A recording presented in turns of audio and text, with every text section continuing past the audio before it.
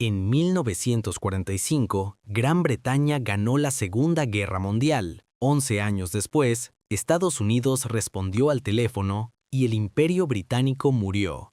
No con bombas, ni con ejércitos, ni con una sola amenaza. Retírense de Egipto en 48 horas o derrumbaremos su moneda. Gran Bretaña se rindió y un imperio que dominaba una cuarta parte del mundo quedó destruido. Esta es la historia de la semana en que Estados Unidos destruyó a su aliado más cercano, cómo Gran Bretaña lanzó una invasión secreta y cómo Estados Unidos los aplastó por ello, no con soldados, sino con dinero. Pero para entender por qué Estados Unidos se volvió contra Gran Bretaña, primero hay que entender por qué luchaba Gran Bretaña. El Canal de Suez, 160 kilómetros de agua que atraviesan el desierto egipcio y conectan el mar Mediterráneo con el Océano Índico.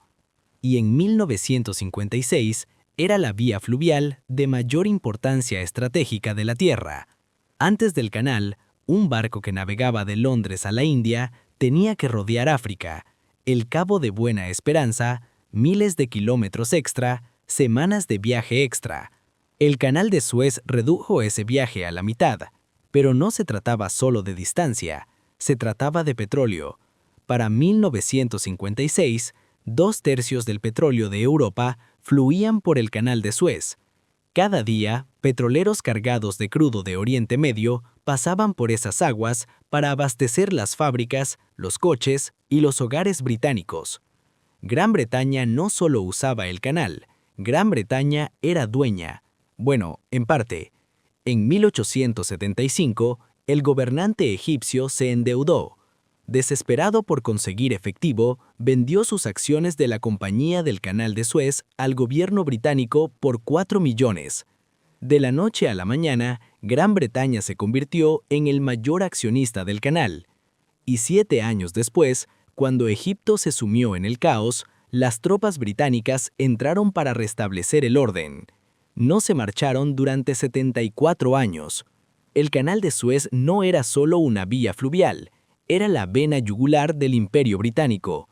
Todos los barcos que transportaban té de la India, caucho de Malasia y lana de Australia pasaban por ese estrecho canal. Controlar el canal era controlar las rutas comerciales que enriquecieron a Gran Bretaña. Durante décadas, Egipto fue un estado títere británico. El rey egipcio ocupaba el trono, pero los asesores británicos manejaban los hilos. Los soldados británicos custodiaban el canal. Las empresas británicas extraían a los profetas. Luego llegó Gamal Abdel Nasser. Era joven, carismático, un oficial militar que había visto a su país humillado por potencias extranjeras toda su vida. En 1952, Nasser dio un golpe de estado. El rey egipcio huyó, y de repente, el cómodo acuerdo británico comenzó a desmoronarse. Nasser no solo quería la independencia, quería venganza. Se convirtió en un héroe en todo el mundo árabe, el hombre que se enfrentó a las antiguas potencias coloniales, la voz de una nueva generación que se negaba a someterse a Europa. Los británicos lo odiaban, lo llamaban dictador, demagogo, el nuevo Hitler. El primer ministro Anthony Eden se obsesionó con Nasser, no solo políticamente, sino personalmente. Eden llamaba a su personal en plena noche para despotricar contra Nasser. No podía dejarlo pasar. Su esposa dijo más tarde que Suez lo consumía por completo, que no pensó en nada más desde el momento en que Nasser nacionalizó el canal. Eden había construido toda su reputación enfrentándose a dictadores. En la década de 1930, renunció al gobierno en lugar de apaciguar a Mussolini. Había sido la mano derecha de Churchill durante la guerra contra Hitler. Ahora veía a Nasser como la misma amenaza, otro hombre fuerte al que había que detener antes de que fuera demasiado tarde. Pero Nasser no era Hitler y 1956 no era 1938. Eden no veía la diferencia y esa ceguera le costaría todo. 26 de julio de 1956. Nasser se presentó ante una multitud en Alejandría e hizo un anuncio que transformaría el mundo. Nacionalizaría el Canal de Suez, arrebatándoselo a los accionistas británicos y franceses, convirtiéndolo en propiedad egipcia y usando los peajes para financiar su gran proyecto, la presa de Asuán, que transformaría la economía de Egipto. En Londres, Anthony Eden ofrecía una cena cuando llegó la noticia. Entre sus invitados estaban el rey de Irak y el primer ministro iraquí. El consejo del primer ministro iraquí: golpéenlo fuerte, golpéenlo pronto y golpéenlo ustedes. Eden estuvo de acuerdo, pero golpear a Nasser no era tan sencillo. Gran Bretaña estaba en la ruina. Verán, Gran Bretaña había ganado la Segunda Guerra Mundial, pero la victoria los llevó a la ruina. Para 1945, Gran Bretaña debía 14 millones de libras a acreedores de todo el mundo. Habían pedido prestado a Estados Unidos, a sus propias colonias, a cualquiera que les prestara y aún lo estaban pagando. ¿Recuerdan el video sobre cómo Estados Unidos llevó a Gran Bretaña a la ruina durante la Segunda Guerra Mundial? Y el préstamo angloamericano de 1946. Gran Bretaña seguía pagando ese préstamo en 1956. Seguirían haciéndolo hasta 2006. Toda la economía británica dependía de la buena voluntad estadounidense, de los préstamos estadounidenses y del apoyo estadounidense, y Estados Unidos no quería que Gran Bretaña atacara a Egipto. El presidente Dwight Eisenhower se enfrentaba a elecciones en noviembre de 1956. Lo último que quería era una guerra en Oriente Medio. Envió un mensaje tras otro a Eden: no ataquen, no usen la fuerza. Resolvamos esto mediante la diplomacia. Eisenhower advirtió que una acción militar enfurecería el mundo árabe, que empujaría a Egipto a los brazos de la Unión Soviética, que parecería colonialismo anticuado a un mundo que lo había superado. Eden no escuchó. Estaba convencido de que una vez que la operación tuviera éxito, Estados Unidos cambiaría de opinión. Siempre lo hacían, ¿no? Gran Bretaña y Estados Unidos eran aliados, familia. Seguramente Washington no abandonaría Londres por Egipto. Pero Eden necesitaba ayuda. El ejército británico no era lo suficientemente fuerte como para invadir Egipto solo. Ya no. Así que recurrió a Francia. Francia tenía sus propias razones para odiar a Nasser. Apoyaba a los rebeldes en Argelia, donde Francia libraba una brutal guerra colonial. Los franceses querían que Nasser se fuera con la misma desesperación que los británicos. Pero incluso Gran Bretaña y Francia juntos necesitaban algo más. Necesitaban un detonante. Una excusa, una razón para invadir que el mundo pudiera aceptar. Necesitaban a Israel, y aquí es donde la historia da un giro oscuro. El 22 de octubre de 1956, una villa en Sèvres, un tranquilo suburbio a las afueras de París, 3 delegaciones llegaron en secreto: británica, francesa e israelí. El proyecto de ley en sí era significativo. Durante la ocupación nazi había sido un refugio para la resistencia francesa, un lugar donde hombres y mujeres valientes habían conspirado contra la tiranía. Ahora se estaba utilizando para tramar algo muy diferente. Una conspiración tan delicada que al terminar, el primer ministro británico ordenaría la destrucción de todas las copias del acuerdo. ¿Una copia sobrevivió? El primer ministro israelí se la guardó en el bolsillo del chaleco. Durante 30 años, Gran Bretaña negó que esta reunión hubiera tenido lugar. El documento demostraba que mentían. Lo que ocurriera dentro de esa villa transformaría al mundo. El plan era elegante y completamente deshonesto. Israel atacaría a Egipto. Dirían que se trataba de seguridad fronteriza, de terrorismo respaldado por Egipto, del bloqueo del estrecho de Tirán. Entonces, Gran Bretaña y Francia intervendrían como fuerzas de paz. Darían un ultimátum a ambas partes, que dejaran de luchar y se retiraran de la zona del canal. Sabían que Egipto se negaría. Ese era el objetivo. La negativa les daría a Gran Bretaña y Francia una excusa.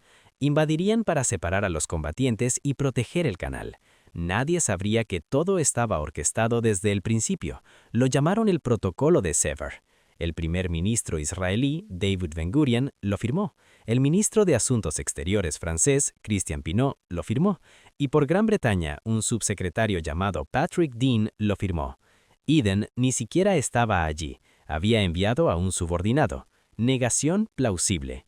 Al finalizar la reunión, Eden ordenó la destrucción de todas las copias británicas del protocolo. Los franceses perdieron su copia, pero Ben-Gurion se la guardó en el bolsillo del chaleco y la conservó. 30 años después, cuando finalmente se supo la verdad, ese documento era la prueba. El primer ministro británico había lanzado una guerra basada en una mentira.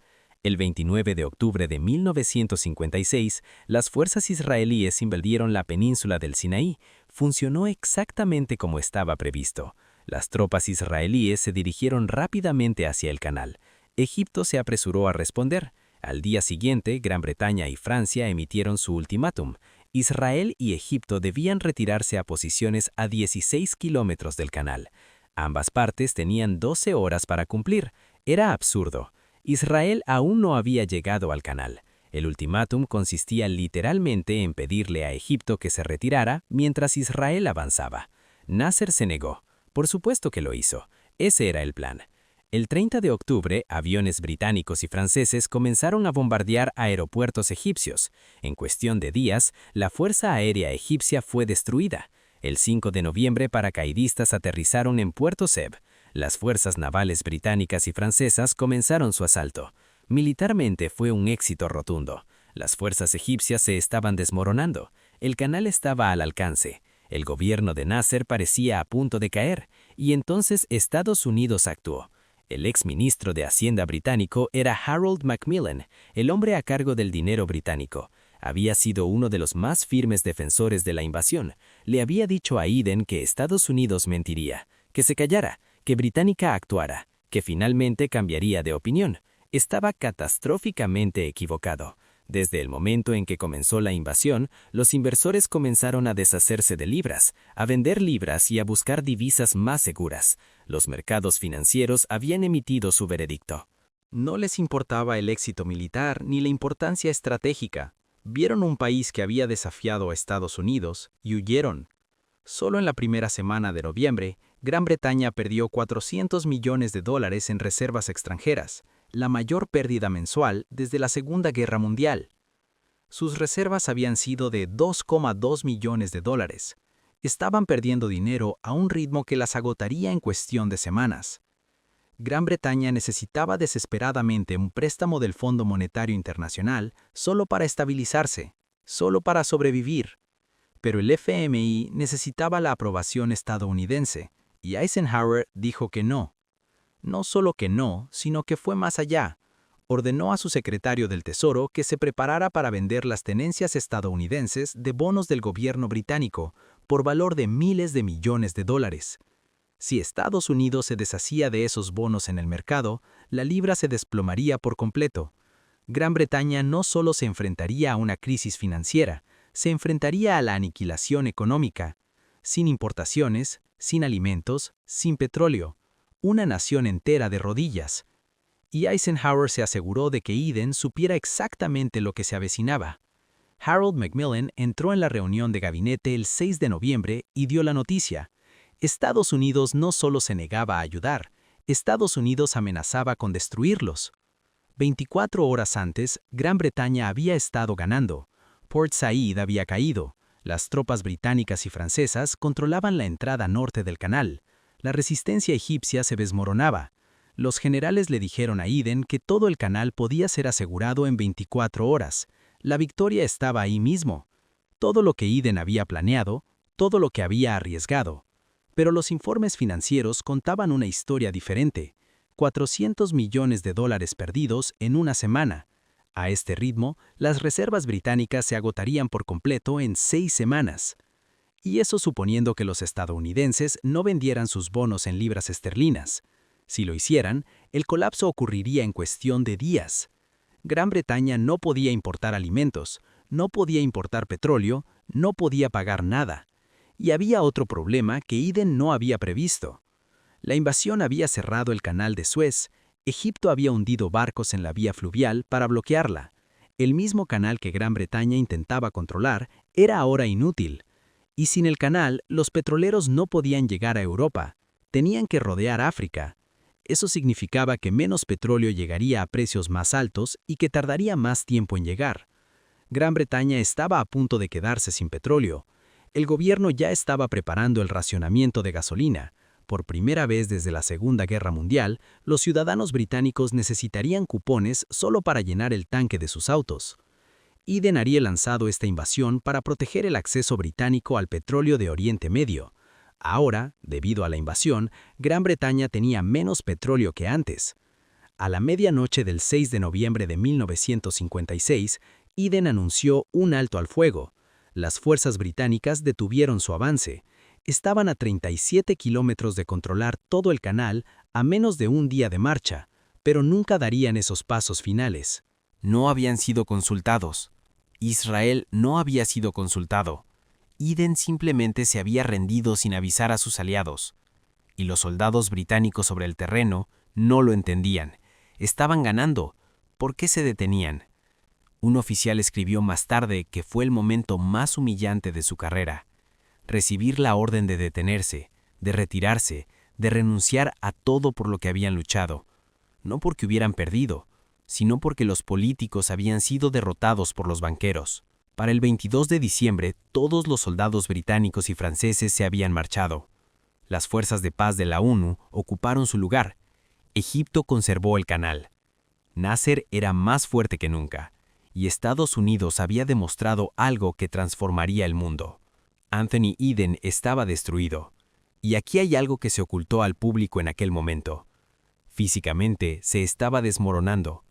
Una cirugía fallida 3 años antes le había dañado el conducto biliar, dejándolo con infecciones recurrentes y dolor constante. Durante toda la crisis había tenido fiebres de hasta 41 grados Celsius. Pero eso no era lo peor. Para funcionar, tomaba un cóctel impensable hoy en día: opioides para el dolor, barbitúricos para dormir y anfetaminas para contrarrestar los sedantes y mantenerse despierto. Un colega dijo más tarde que Eden prácticamente vivía a base de benzadrina.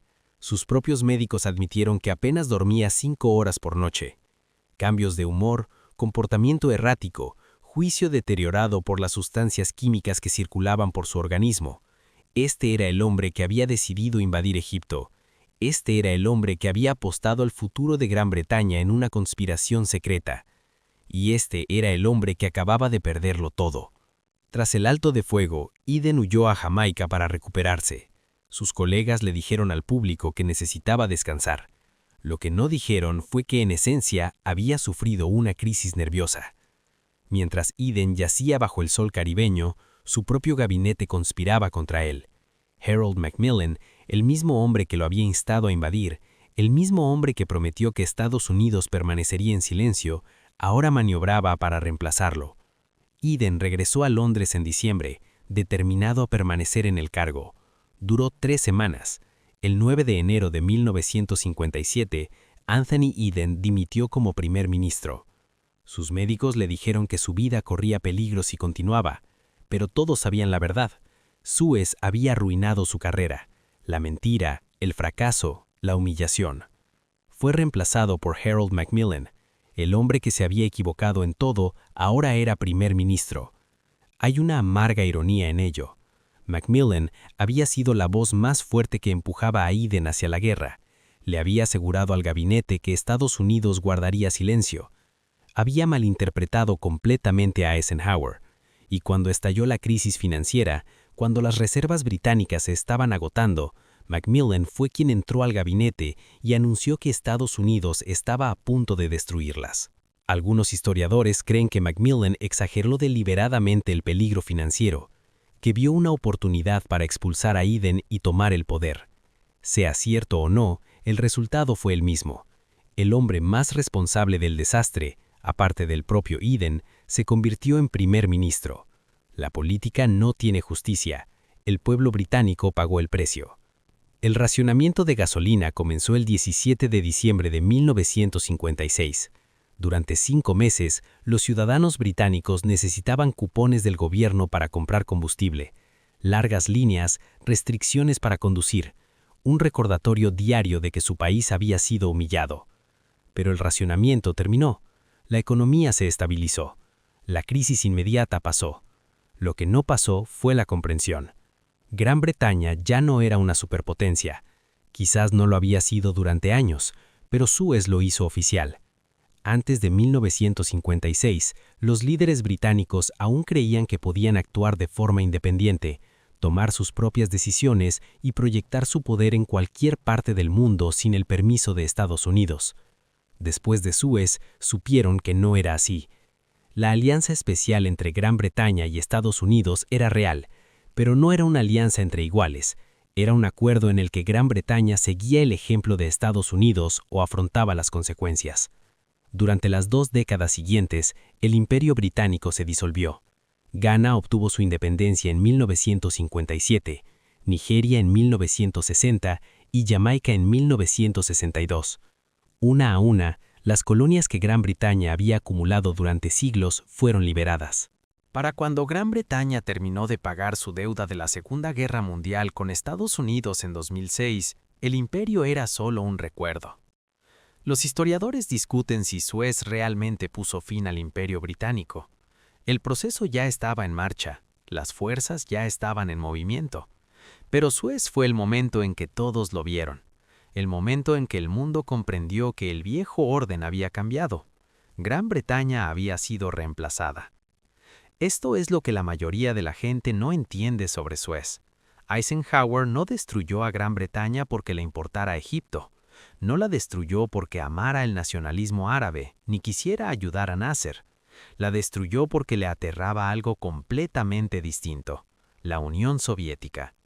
La misma semana en que Gran Bretaña invadió Egipto, los tanques soviéticos invadieron Hungría. Miles de ciudadanos húngaros fueron asesinados por exigir libertad.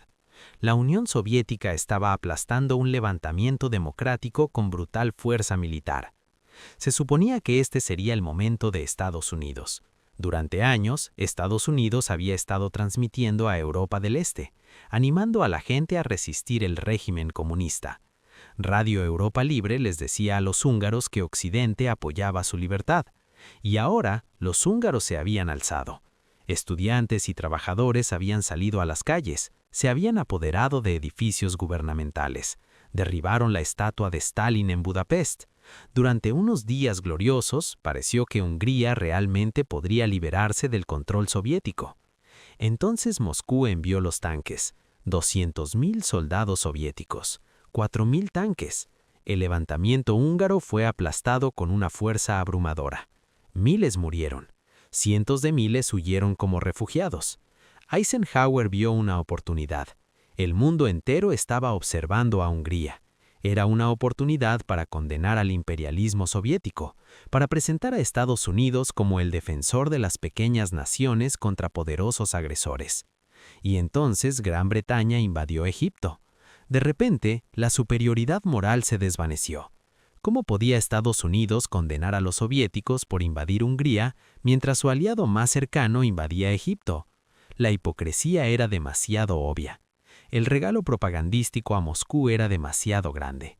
Eisenhower tenía que elegir: apoyar a Gran Bretaña o mantener la autoridad moral de Estados Unidos contra la Unión Soviética.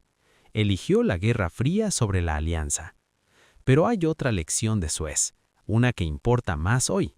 Estados Unidos no derrotó a Gran Bretaña con ejércitos, derrotó a Gran Bretaña con dinero. Para 1956, el dólar estadounidense era la moneda de reserva mundial. Estados Unidos eligió el precio por el cual una moneda podía ser cambiada por otra. Se necesitaba la aprobación estadounidense para los préstamos internacionales. Cuando Eisenhower amenazó con vender los bonos británicos, bloquear su préstamo del FMI y desplomar la libra, no solo estaba haciendo amenazas vacías, sino que tenía el poder para hacerlo. Y Gran Bretaña no tenía defensa. Hay que entender lo vulnerable que era Gran Bretaña en 1956. Todavía le debían a Estados Unidos millones de dólares del préstamo de la Segunda Guerra Mundial. Sus reservas de divisas apenas alcanzaban los 2.000 millones de dólares. Estados Unidos tenía 3.750 millones de dólares en deuda británica solo por ese acuerdo de 1945. Las reservas estadounidenses eran mayores que la deuda total de Gran Bretaña. Si Eisenhower quería destruir la libra, podía. Si quería llevar a Gran Bretaña a la bancarrota, podía. Las cifras eran así de desiguales. Gran Bretaña había ganado la guerra, pero había perdido la paz. Intercambiaron su independencia financiera por el apoyo estadounidense, y ahora Estados Unidos reclamaba esa deuda. Esta era la primera vez en la historia moderna que una gran potencia era derrotada exclusivamente mediante una guerra financiera, sin disparos entre Estados Unidos y Gran Bretaña, sin confrontación militar, solo una llamada telefónica, una amenaza y una rendición. Piensen en lo que eso significa. El país que controla el sistema financiero mundial controla el mundo no a través de ejércitos, sino a través del dinero. En 1956, Gran Bretaña aprendió esa lección a las malas. Hoy, Estados Unidos sigue controlando el sistema financiero mundial. El dólar sigue siendo la moneda de reserva. Las mismas armas que Eisenhower usó contra Gran Bretaña siguen disponibles. Cuando Estados Unidos impone sanciones a Rusia, está usando el poder del dólar. Cuando Estados Unidos desconecta a Irán de la banca global, está usando la misma influencia que Eisenhower usó en 1956. La tecnología ha cambiado, las armas no. Pero esta es la pregunta que le quita el sueño a los economistas. ¿Qué sucede cuando esa arma deja de funcionar? China está construyendo sistemas financieros alternativos. Rusia comercia con rublos y la UNO. Países de todo el mundo intentan, lenta y cautelosamente, reducir su dependencia del dólar. ¿Han visto lo que le pasó a Gran Bretaña? No quieren ser los siguientes. Cada 2 o 3 meses aparece un nuevo titular sobre la desdolarización. Arabia Saudita considera el yuan para la venta de petróleo. Brasil y Argentina hablan de una moneda común. Los grupos BRICS construyen sistemas de pago alternativos. La mayoría de estos esfuerzos fracasan. La mayoría no llegan a ningún lado. El dólar está profundamente arraigado en las finanzas globales. No es fácil reemplazarlo. Pero los intentos siguen sucediendo porque todos los países que dependen del dólar han visto el manual de Suez. Saben lo que Estados Unidos puede hacer si lo decide, y no quieren verse atrapados en esa situación. En 1956, Gran Bretaña se creía una superpotencia. Tenían el imperio más grande del mundo, la moneda más prestigiosa, un puesto permanente en el Consejo de Seguridad de la ONU. Nada de eso los protegió cuando Estados Unidos decidió desconectarlo. La lección de Suez no se limita solo a Gran Bretaña. Se trata de lo que le pasa a cualquier país que depende demasiado del sistema financiero de otro. Se trata del poder oculto tras cada alianza, cada préstamo y cada acuerdo de moneda de reserva. Y se trata de lo que sucede cuando se usa ese poder. Anthony Eden vivió hasta 1977. Escribió sus memorias, defendió sus decisiones. Nunca aceptó realmente que Suez fuera un error. El documento que intentó quemar, el protocolo de seguridad, fue finalmente desclasificado décadas después.